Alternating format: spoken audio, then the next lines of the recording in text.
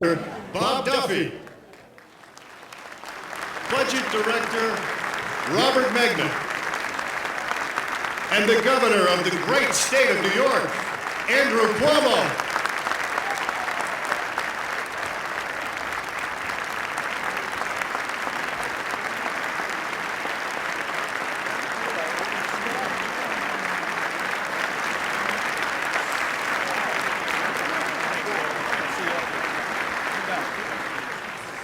Thank you. Good afternoon, everybody. On behalf of Governor Cuomo, I would like to thank you for joining us today for the presentation of the 2013-2014 executive budget.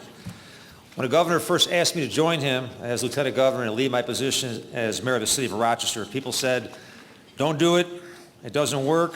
Albany can't work. It's not possible." And those are some of the nice things that they said back then. Well, I think it's fair to say the governor and we have proved them wrong over the last 2 years. In the last 2 years in New York have been transformational. And many say that those 2 years began with the passage of the first budget. It was the first time in years that the legislature and the governor came together to pass an on-time budget. It closed a $10 billion budget gap with no new taxes and no new borrowing. That budget set the tone for the years to follow. Since then, New York has become a national model for efficient, effective government that delivers for the people that serves. And I have no doubt that we will see the same teamwork and collegiality in next year's budget process as well, as this year's budget process. Let's pass 3 on-time budgets in a row, and let's do it together. We will make history.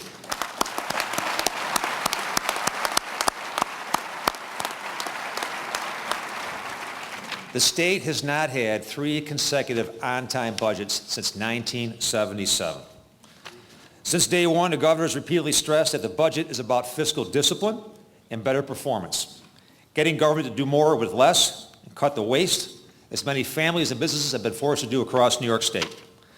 This year, the governor set forth a bold and robust agenda for our state. But as he said in his State of the State address, it starts with passing a fiscally responsible on-time budget. New York State has come a long way in the last 2 years. You can see New Yorkers have a renewed sense of confidence in their government. I'm proud to have served with Governor Cuomo over the last 2 years. He has been a great leader. He has been a great New Yorker. He has been an outstanding governor.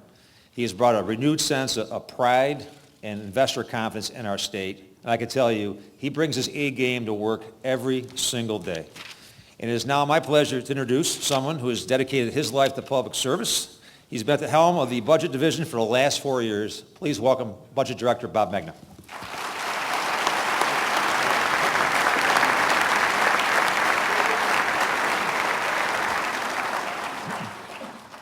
Thank you, Lieutenant Governor Duffy.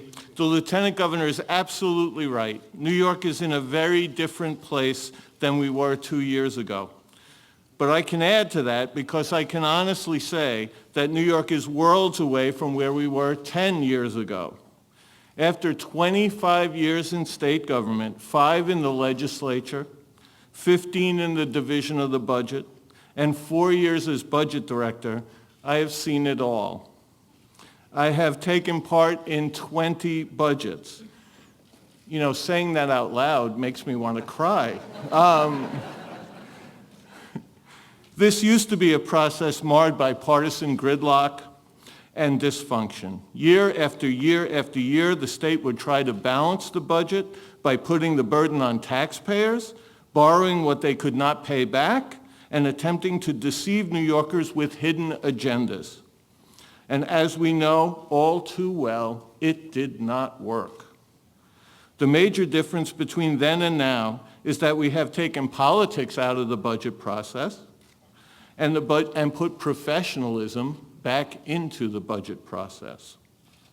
The budget should be an accounting document, not a political one. And that is what the people in this room have done during the past 2 years. They have put politics aside and come together to pass a fiscally responsible blueprint for New York.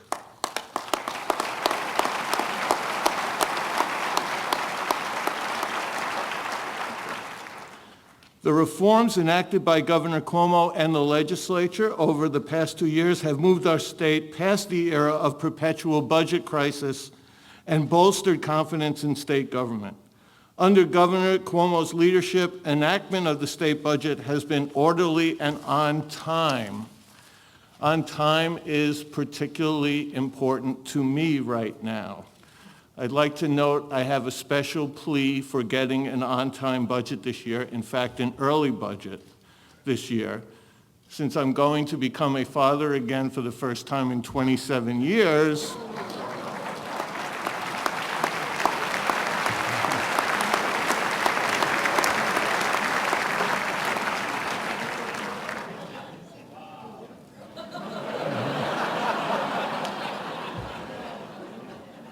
and the due date's in March, we need to get done. So let me get back to a more serious note. After a period of severe instability, the state's finances are finally on solid footing, and the proof is in the pudding. Standard & Poor's upgraded New York's outlook from stable to positive, citing our restraint on increases in school aid and Medicaid funding, as well as the new Tier 6 pension plan for public employees. There is no doubt that there will be obstacles in the future, but as we have proven before, New York will rise to the challenge as it has for the past 2 years. As we all know, and I know in particular, Governor Cuomo does not like to rest on his laurels.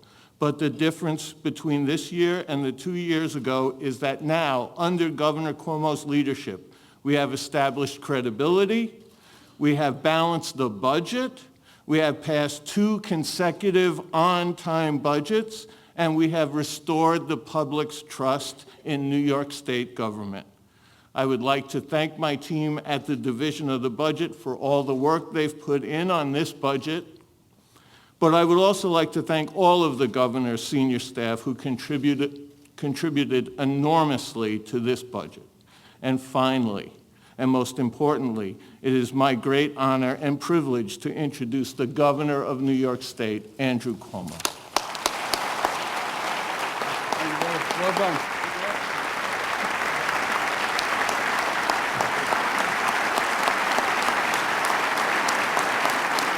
Thank you. Thank you very much. Mr. Robert Magna, 20 years in the Budget Division. I remember that when it started. It was an alternative to incarceration program at the time. And 20 years in budget and then a child every 27 years. Magna is the definition of stamina, I want you to know. Bob Magna, give him a round of applause.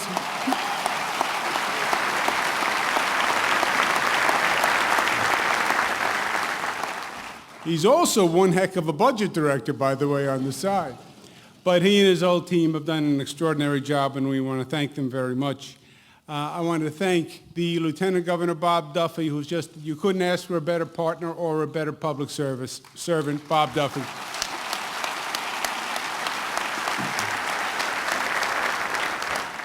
We're joined by the Controller of the State of New York, Tom DiNapoli. Pleasure to be with you, Mr. Controller.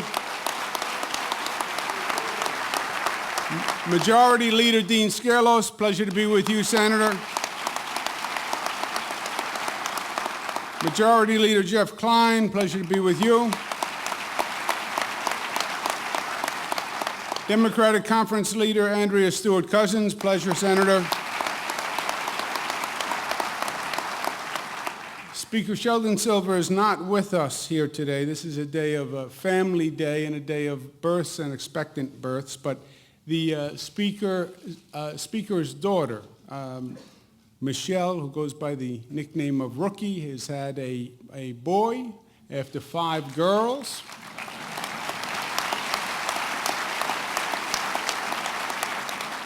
The Speaker is literally at the bris today, so as we would say in Italian, mazel tov to the Speaker. And Bob, if you need a Moyle recommendation, I know where you can get one. Chairman Denny Farrell, thank you, who's here today.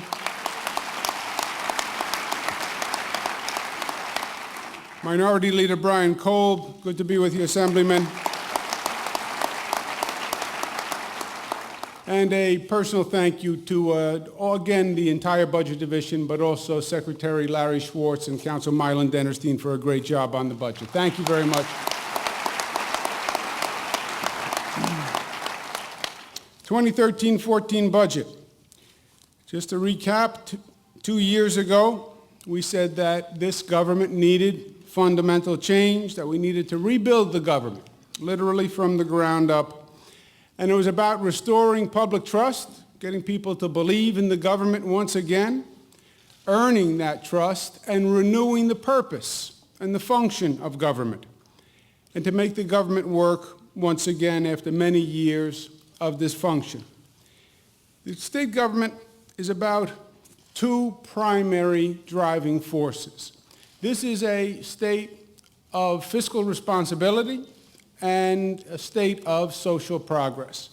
And those are the two main drivers for government. Economic development, it's about jobs. Fiscal responsibility, best thing we can do as a state government is to get that economy running, get families, get individuals jobs. Best thing we can do for local government, get the economy running, get businesses paying taxes, let them run their local governments.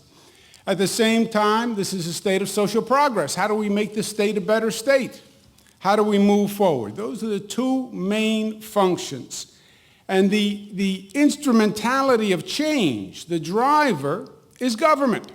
And the operation of government to get that economy running and to get that social progress done. We started 2 years ago, building on the economic development platform, building on the economic development task, and we started by taking on tax reality. What was tax reality? Tax reality was recognizing that the current trajectory of state taxation had to stop, that there was no future for New York State as the tax capital of the nation, that you were just chasing businesses from the state and chasing people from the state.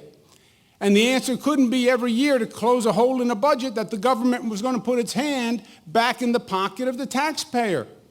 The taxpayer's pocket is not a bottomless piggy bank. Tax reality. We followed that with a property tax cap that gave relief to homeowners all across this state that was sorely needed. Then, last year, the lowest tax rate in 60 years for the middle class. Just so everyone knew, this was a different New York than we were talking about. Tier 6, to bring structural reform and truly change the tax dynamic of the state. The second line of approach on economic development was to change and restore our relationship to the business community and create public-private sector partnerships that actually worked. That's our concept of entrepreneurial government. Entrepreneurial government is not an oxymoron. You can have a government that thinks as an entrepreneur. You can have a government that works in partnership with business and is productive and is lean and is mean. That's the New York Open for Business campaign. It's a new New York. It's a different New York. It's a New York Open for Business. You think you knew New York? Come take a second look, because it's a different New York than you thought. And the regional economic development councils that really bring this all together on the ground, region by region. And that is the epitome, that's the laboratory of the government-private sector relationship. Innovation hotspots, which we proposed this year, are the cherry on the cake for the RDCs. These are high-tech incubators, partners with higher education facilities, tax-free zones, startup companies, venture capital investments, and the support services to nurture those businesses. Also this year, I spoke about in the State of the State, taking it to yet another level with a business marketing plan where we will help market New York businesses and New York product. This state produces an amazing array of products and services, and we want to help market them, especially across upstate New York. Social progress, the state is about opportunity. The way we provide opportunity is the public education system. That's the essence of this country's promise. It's the essence of this state's promise. Nobody ever promised a giveaway, but we said, you come here and we will work with you and you can be whatever you want to be. The ladder to get there is the public education system, and we have to have the finest in the nation. Fairness leads to my minimum wage proposal this year, making sure people are earning a fair wage for a fair day's work. Concept of community and fostering community, that's public safety. Equality for all, we are all the same. It's not just a goal and aspiration, it's also the law in the state of New York. And let's make it a reality. And the concept of community and helping people rebuild. We have people all across this state who have been hurt. And it is our obligation as a community to work with them to rebuild. What drives all this is government. Government operations, making government work. The concept that we've been pushing for the past 2 years that government is not a static concept. Government is not a debating society. Government is an active service bureau. Government is supposed to perform. It is supposed to do something. It is a functional organization.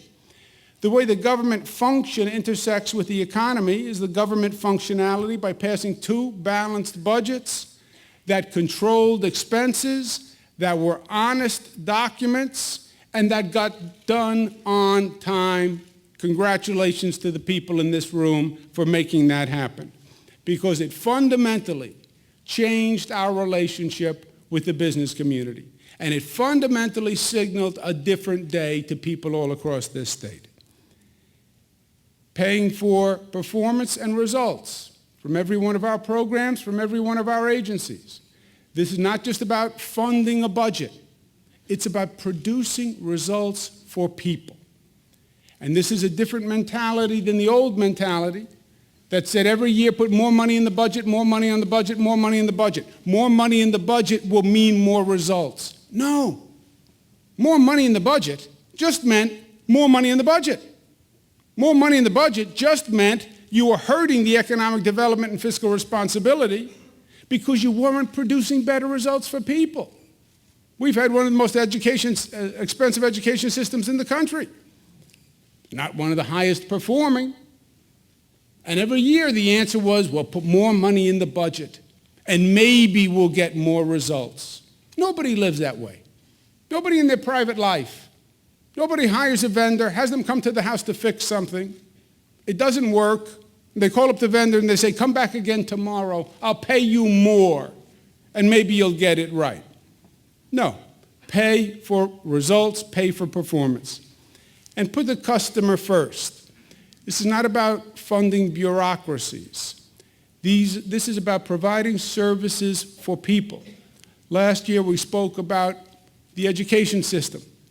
That the education system is not about funding a bureaucracy or funding groups or funding trade associations. Education is about getting the best education we can for a student. It's about the student. Healthcare system is about the patient. The tax system is about the citizen. And remember who we really represent in all of this. That's what we've been doing for 2 years. And 2 years later, it is safe to say that the government is working better than it has worked in a long, long time. I wouldn't say it's a Swiss watch, but it is working better than ever before. The budget was historically the flashpoint for dysfunction. That became the metaphor, the delays, the gridlock. It all became about the budget. And people all across the state would talk about the late budgets as a symbol of the dysfunction and the disarray of Albany. The exact opposite has now happened over the past 2 years. People are now seizing on the budgets and the successful budgets as a symbol of a government that is now functioning once again. S&P raising the outlook on the state. Good government groups, budget groups noting the success. That takes us to today. And the executive budget is simple and it is straightforward. It is not supposed to be traumatic. You know, if the government is working and the government is working well, the budget is supposed to be simple. If you take the politics out of the budget process, and the budget was professional, it should be a relatively simple exercise. It's not the way it was in the past. but it's what it was in the recent past, and it was last year and is this year. So the 2013-14 budget gap is $13 billion.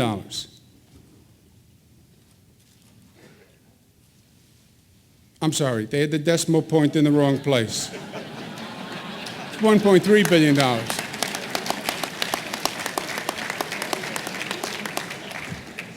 I wanted to see if you were paying attention. Dean, you can start breathing again now, Dean. $1.3 billion. When you look at the financial plan, had we not done what we did over the past 2 years, literally the budget gaps would have been $13 billion and more. It would have been this year a $17 billion gap had we not made the reforms that we made, and the reforms going forward, you can see 20, next year 22, the year after that. Just to give you an idea of how this gap compares, we started 2 years ago, the gap was $10 billion, which was 12% of the estimated receipts.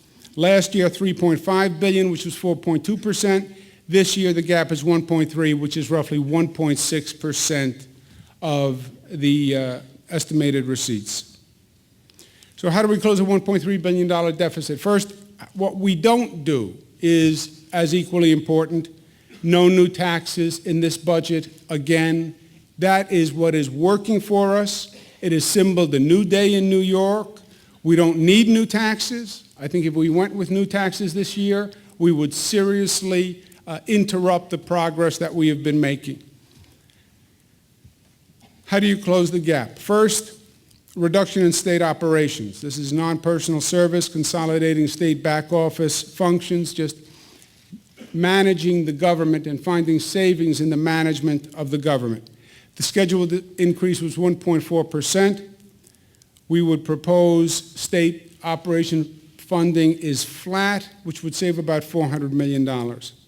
Local aid had a proposal increase of 3%. We would increase it 2.3%, which is still more than the rate of inflation, saves $500 million. Better way to do debt management. We've been working with some private financial sector companies who have some ideas for us on how to better manage the debt. We could bring that cost down from 5.2 to 1.1. That would save $128 million. We have workers' comp reform that will also have a positive effect on the state insurance fund and will allow us to release reserves of $250 million. Tax and Finance believes they have some enforcement mechanisms that can make them more efficient and more effective, and that's another $35 million. That is the $1.3 billion deficit. That includes, that counts in it, the $543 million in this year's spending that I laid out in the State of the State last week. The State of the State initiatives, just to run through them again, from general funding are the increases to education. The full day pre-K, longer day in year, high-performing teachers, community schools. The Upstate tourism, Taste of New York, and Innovation Hotspots, which is the economic development program that goes with the Regional Economic Development Councils, that is $89 million. Capital spending, we propose another round of New York SUNY 2020 and expanding it to New York CUNY 2020, the city system, for $110 million. We laid out an affordable housing program, which is $1 billion over 5 years. That funding comes from Sunny Mae and HFA restructuring. We're transferring the Mitchell-Lama portfolio that is now in ESDC to Sunny Mae HFA and refinancing that portfolio and adding capital funding. The cost of that is $194 in the first year. New York State Innovation Capital Fund goes with the Innovation Hotspots. That's funded by ESDC. New York Green Bank Solar Jobs, Charge New York, $100 million. That is from NYSERDA. Total of $543 million. The truly significant spending in this budget, that this budget anticipates, is the proposed funding from Hurricane Sandy that we are proposing $3.6 billion in spending over the next year from the federal aid of Hurricane Sandy. Our partners in government, an asset this year and an asset last year, was the Chief Judge, the Attorney General, and the Controller have managed their operations very well, and they have come in at flat funding. Flat funding is actually very hard to achieve, and it takes a well-managed office. And obviously, all those increased costs year to year, you're finding a way to save. So this is a job well done. It also puts the state in a much better financial situation. And I'd like to applaud the Chief Judge, the Controller, and the Attorney General for their help on this.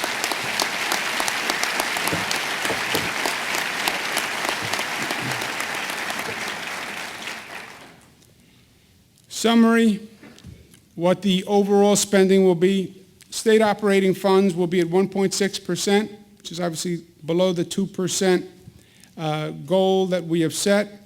All funds without Hurricane Sandy and without the Affordable Health Care Act. Affordable Health Care Act, quote unquote, Obamacare, has increased the amount of money, Medicaid money that goes to the state. But all funds is still under 2%. All funds with the affordable health care, the additional Medicaid money goes to 2.6. All funds with, hopefully, Hurricane Sandy goes to 5.2%.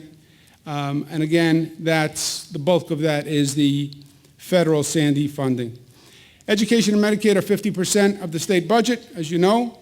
In 2011, we basically changed the way we fund Medicaid and education. They had built in 13% annual increases, which were unsustainable. The law replaced them with reality-based growth indices in education and Medicaid.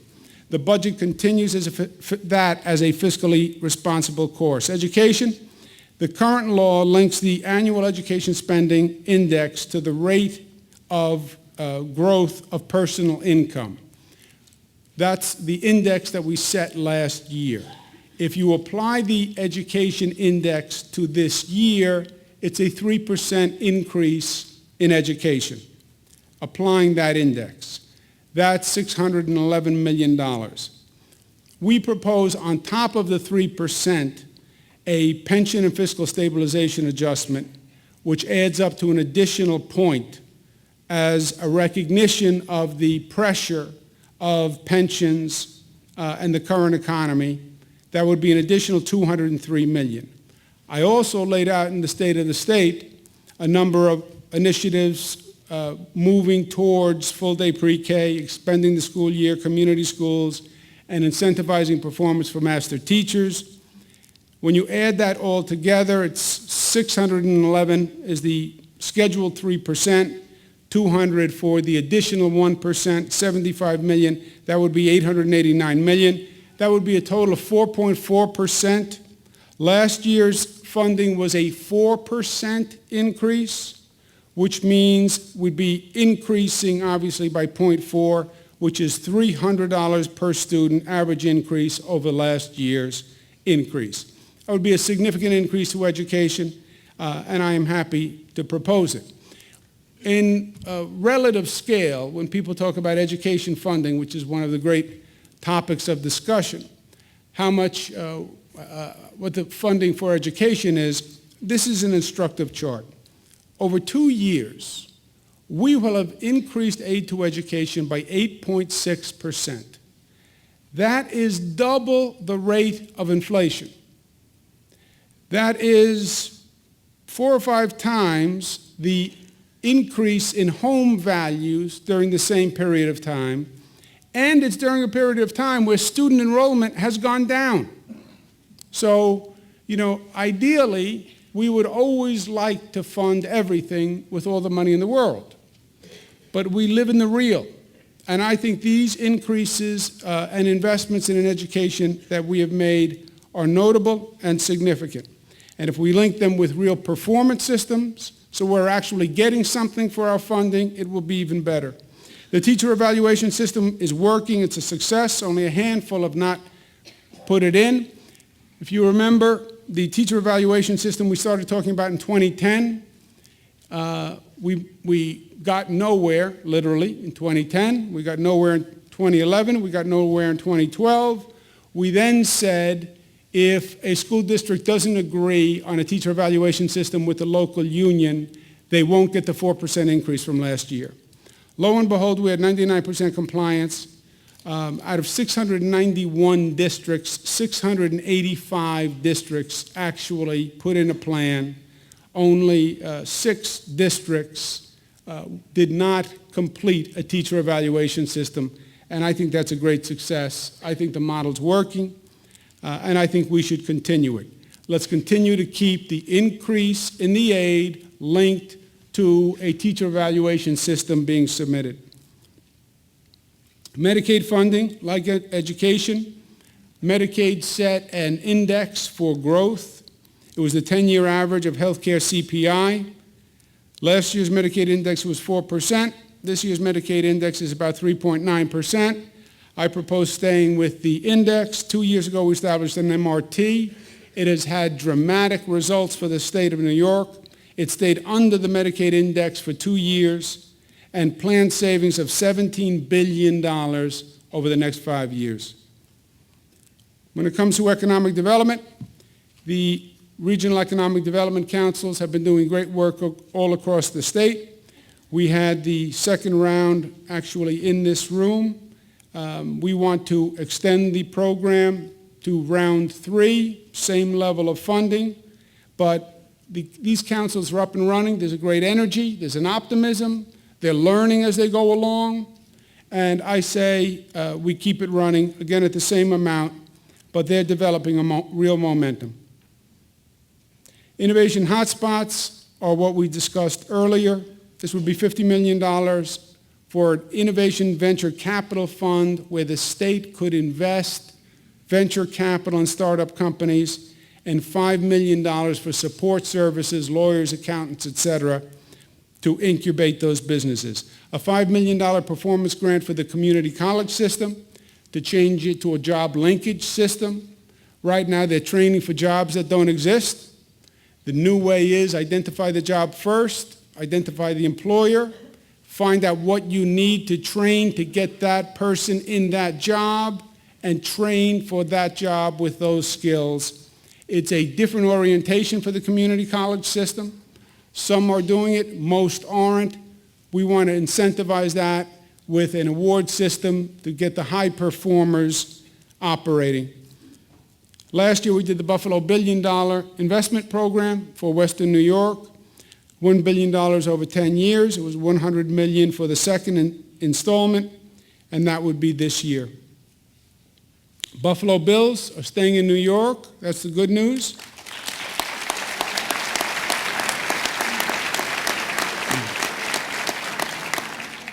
We made an arrangement with them, and pursuant to that arrangement, we were going to contribute to renovating the stadium, and annual support for the operation. That's about $60 million. And all I can tell you is for $60 million, the Bills better win this year, my friends. Talk about performance funding.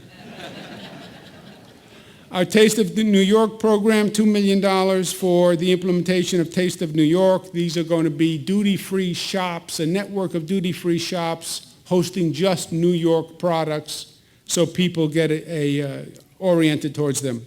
An Upstate New York marketing campaign, $5 million as a competitive Upstate regional tourism marketing campaign.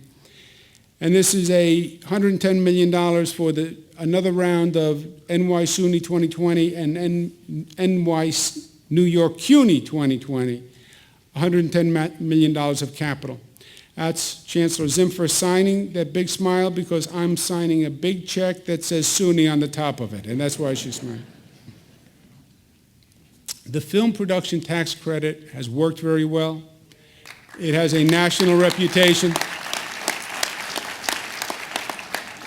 It has been year to year, which has caused an instability in the industry. I want to be able to say to the industry, we're going to continue it. We're going to continue it for 5 years. So plan to bring your movies to New York. Historic preservation tax credit. We vetoed it last year because it wasn't in the budget. I said I thought it was a good idea and it should be in the budget, and I proposed it in mine. It makes a difference in urban areas. It makes a significant difference in Buffalo, and I believe this should be funded. The resort casinos that we were talking about, I believe for upstate New York, they could be one of our best economic development weapons. Restoring the economy in upstate New York is something we've all worked on for many, many years. This is one of the most exciting opportunities that I think we have. We estimate that it would generate $150 million in revenues. My proposal, 90% of the revenue goes to education, 10% goes to local governments that are hosting the resort for local property tax cap relief. Increase the minimum wage because it's fair from $7.25 to $8.75.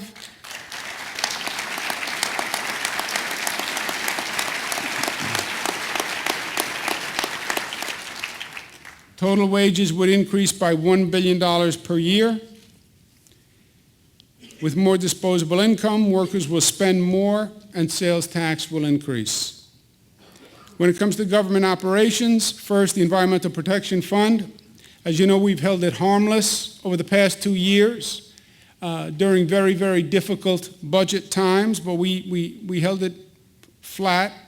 We now propose a two-prong approach to grow the EPF. First, we propose adding $15 million, and second, propose strengthening the bottle bills enforcement, which we believe would generate an additional $4 to $8 million, which would also go to the EPF. Both actions this year will take the EPF from 134 to 153, a $19 million increase, but it deserves it.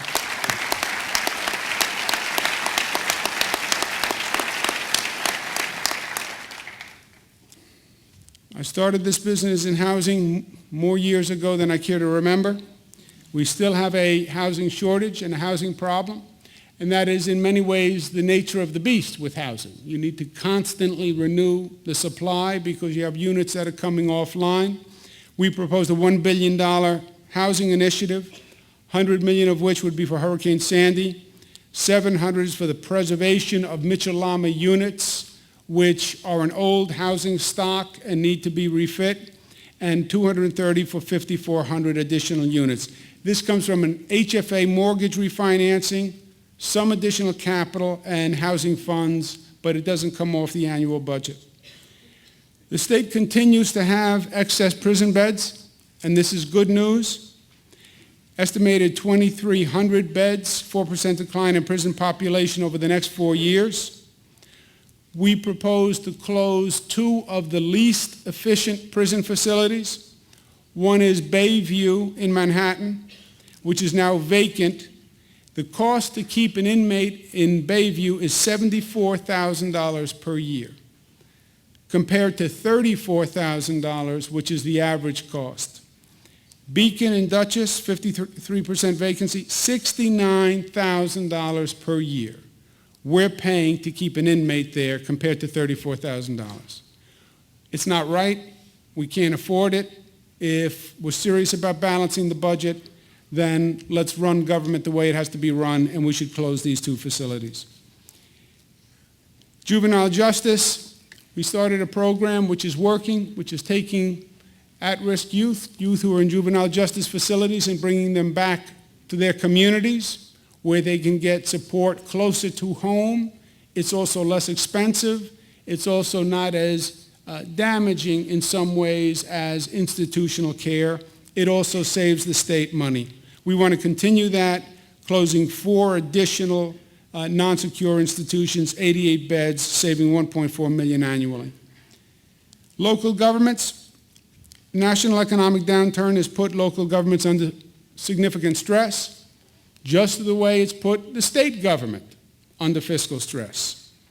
Last year we began enacting mandate relief, and we've enacted significant mandate relief. The pension reform Tier 6 bill made a big difference, the Medicaid relief, and early intervention. This year we want to continue to give Medicaid assistance. Last year we started by taking over the growth of Medicaid, capping the growth.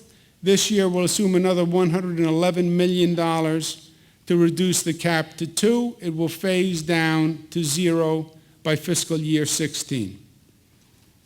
One of the most common complaints from municipalities is the process of binding arbitration. Binding arbitration will expire on July 1st, 2013. The current statute directs arbitrators to consider a government's quote-unquote ability to pay. And ability to pay is the controversial concept. And many government officials will say this actually never happens. The ability to pay is not put into effect. We want to change the law to say if a government is under fiscal distress, and we'll have a formula to define fiscal distress for a municipality, but if a government is under fiscal distress, ability to pay is limited to a 2% increase for that contract all in, and the 2% will then link up with their property tax cap at 2%.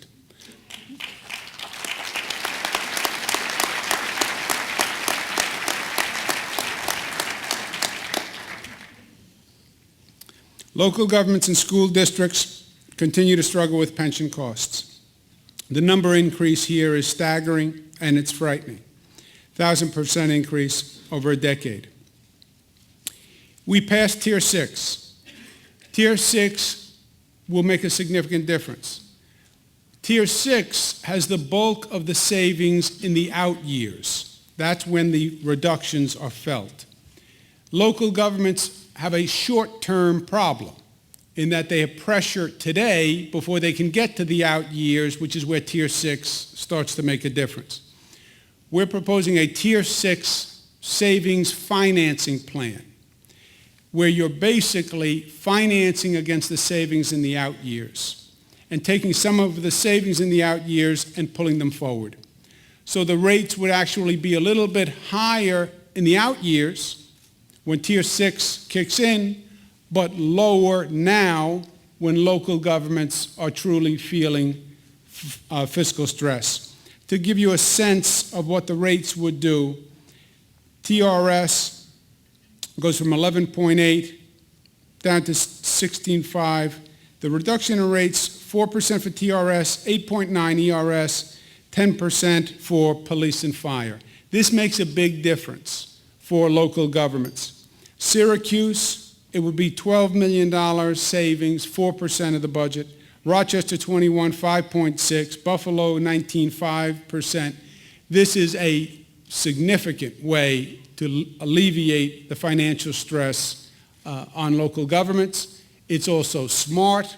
We did Tier 6. It builds on the success of Tier 6, and it basically provides a financing plan to get the municipalities through this pension bubble, which is what we're really experiencing.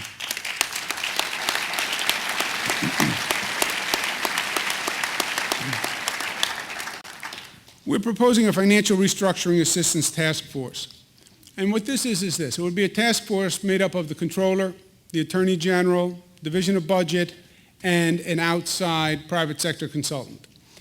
Many of these localities are under financial stress. And again, their situation, for those of us who have gone through the state budget, their situation basically mirrors the state.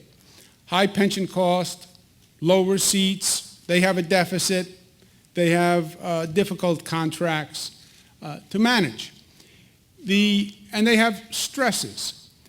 I've spoken to a large number of local governments to try to talk them through this and understand their problems. There is no one problem among the localities. They're all different. They all have different issues. In the private sector, if you had a corporation in this situation, they would declare bankruptcy and they would go to bankruptcy court, and the bankruptcy court would restructure the finances.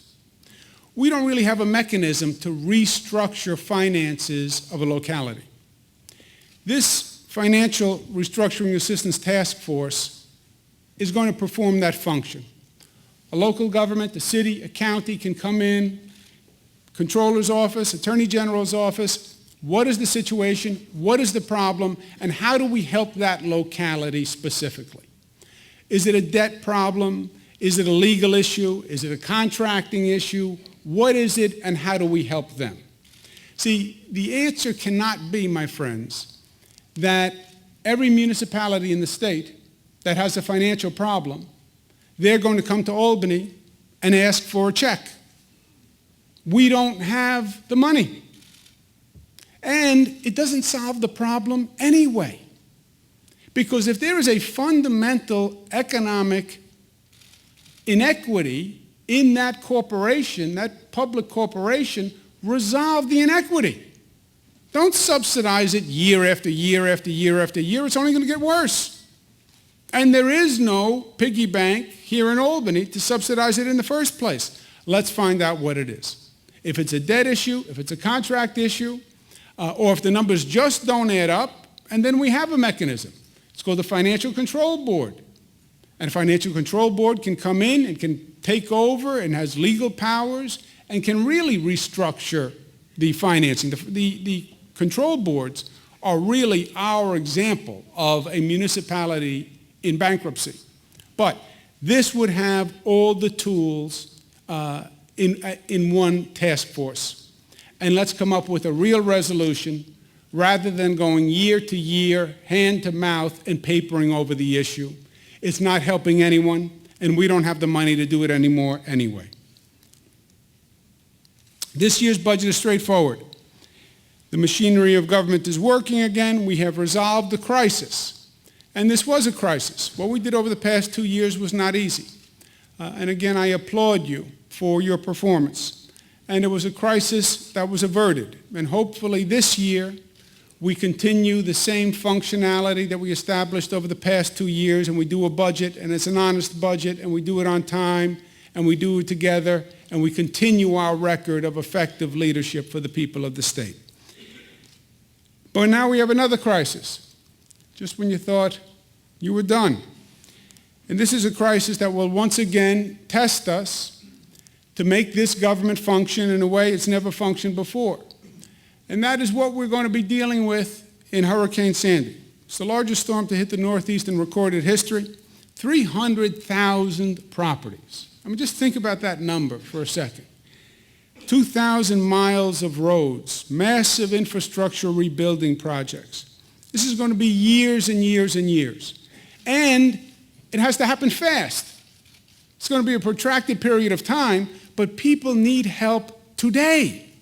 If you're in a house and the house is damaged, you need help today. If you're a small business and you can't pay your bills and you can't keep your doors open at this rate, you need help today. So it's a massive situation that's going to be protracted for a long period of time that requires immediate assistance on a grand scale. We have not done anything like this in this government, possibly ever, frankly.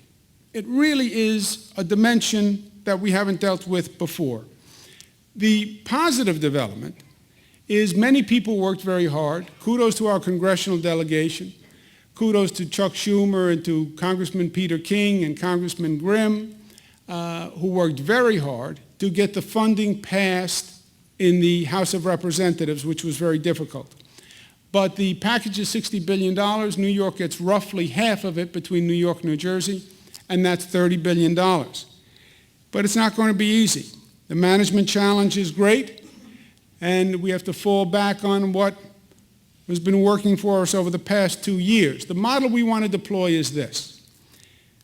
Rebuilding plans will be executed on 2 levels, both on the state level and the community level. Top down, bottom up. The state will do the basic infrastructure, housing, economic development programs that need to be done in every community. And the big infrastructure mitigation projects. That's all appropriate for the state.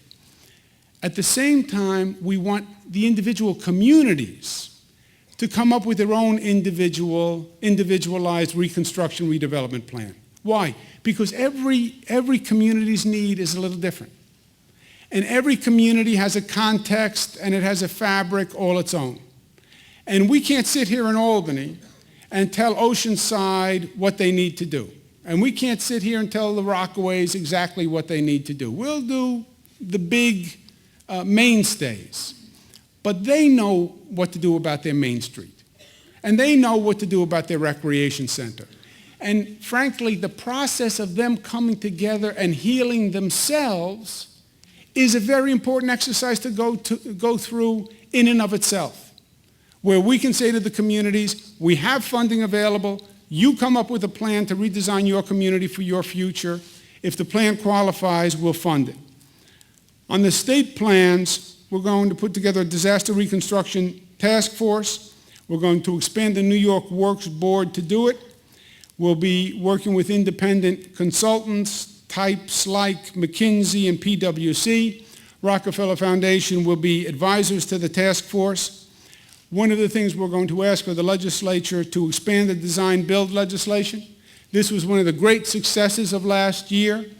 Design-build allowed us to do the Tappan Zee Bridge as fast as we have done it thus far. Hopefully the future moves as well as the past year has. But design-build allowed us to reduce the cost of the bridge by about $1 billion, believe it or not. $1 billion. We want to expand that design-build capacity to all state agencies and authorities.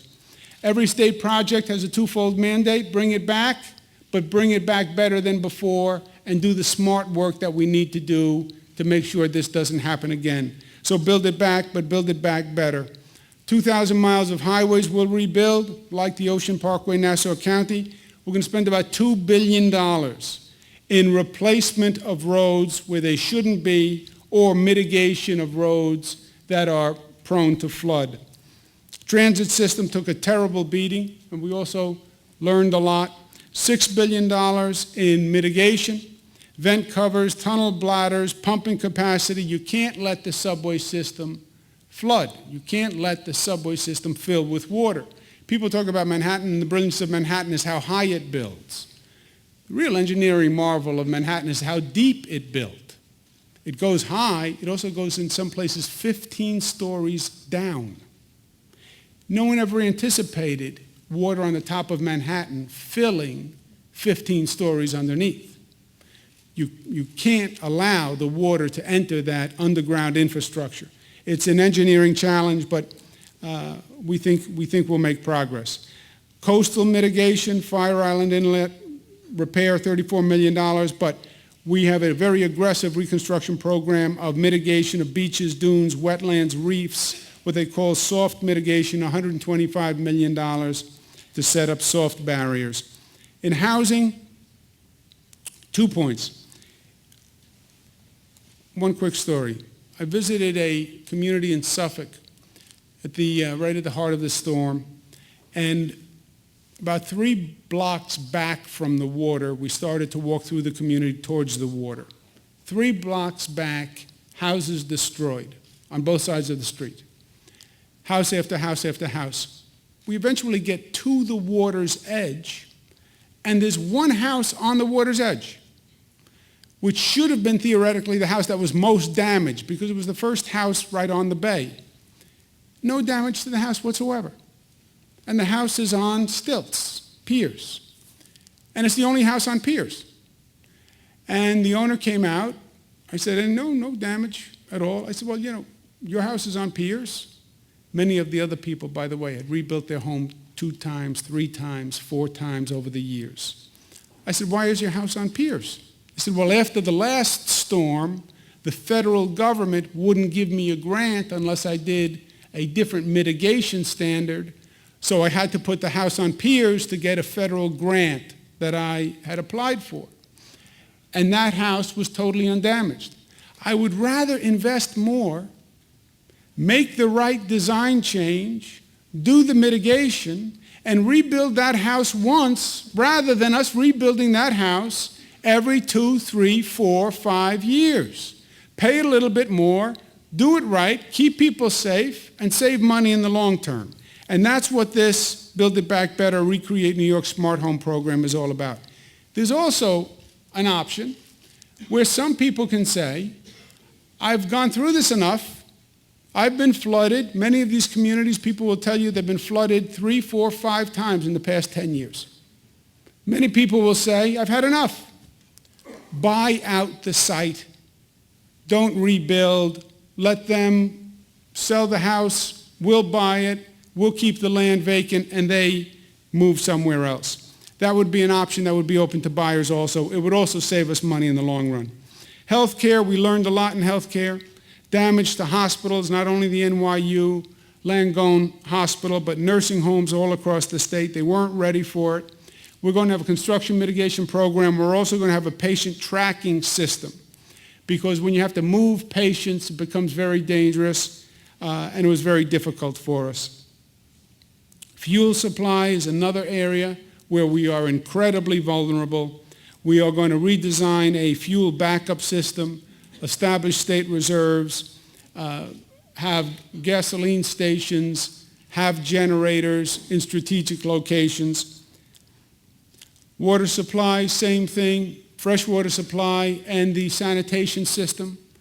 We had significant breakdowns. We had significant discharges of water treatment facilities that were just broken and just automatically were discharging. So we'll invest in that. The energy system, those of you who live on Long Island, Westchester, know this very well. Some blackouts as long as 21 days. We want to invest $2 billion in hardening the energy system. That's all the top-down state-planned efforts. We'll also empower communities to create their own recovery programs. There'll be community reconstruction zones. They will be zip codes that were determined eligible by the percent of damage in that zip code.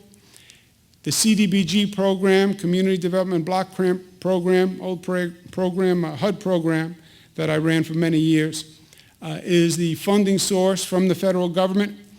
CDBG has appropriate uses, et cetera. It's one of the most flexible federal funding streams in existence. It can do housing, transportation, economic development, and that will be the funding stream we'll use for these community plans.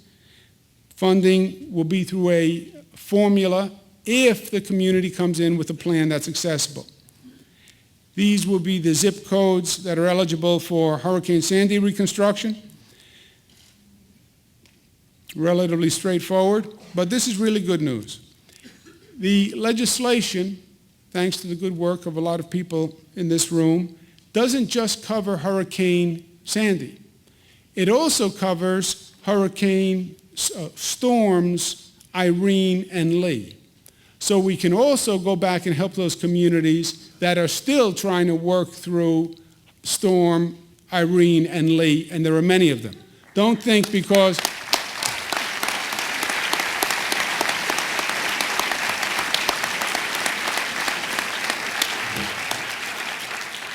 Don't think just because it was over a year ago that these communities are still not suffering. They are suffering, and this will give us an ability that we didn't have last year to go back and make a real difference. This is the map of the areas that will be eligible under Lee and Irene. And you can see many of the communities that were hard hit, the southern tier. This map actually happens to go right around Senator Tom Libbis's house, but that was just accidental. Hudson Valley, North Country. So we'll be able to do a lot of good for a lot of communities there. So to recap, my friends, the bad news is we have a lot of work to do. The good news is the past 2 years, we have shown an amazing ability to do what nobody said we could do. Listening to Lieutenant Governor Bob Duffy about what they said when we started, what they said about him, what they said about me, what they said about all of us, all the cynics, all the naysayers. No way we could do this. No way we could put the politics aside and come together and actually get things done.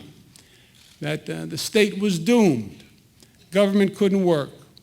Well, we showed them wrong, and we showed them wrong in an incredibly profound way.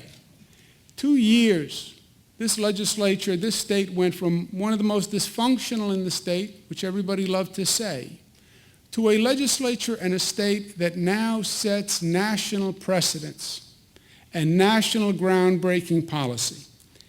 So that is the good news. The better news is The $30 billion is a lot of money. And we'll keep our fingers crossed it's not done yet. But I believe we're going to get that funding. And the best news is that we are New Yorkers. And as New Yorkers, we are at our best when things are at their worst. And when the situation is darkest, that's when we shine the brightest. And there's something about these crises that have brought us together. Upstaters helping downstaters, downstaters helping upstaters, people coming together, and it is inspiring. And that unity generates a force and a source of energy. And I believe we're going to take that energy, and we're going to take this functionality, and we're going to take this partnership, and we're going to take this goodwill, and we're not just going to build back New York to what it was. We are going to build a New York that had never existed before.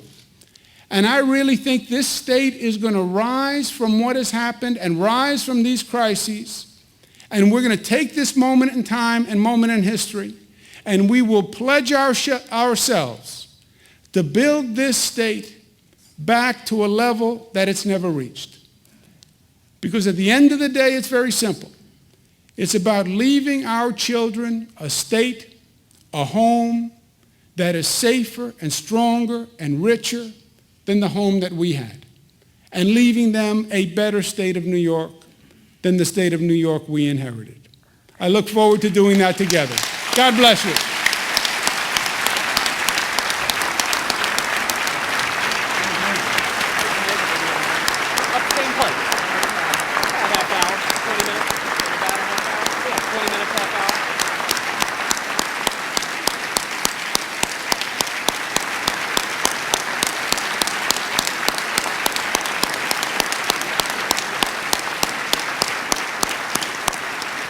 On behalf of Governor Cuomo, I just want to thank you all for taking time to come today. That concludes today's presentation. Thank you.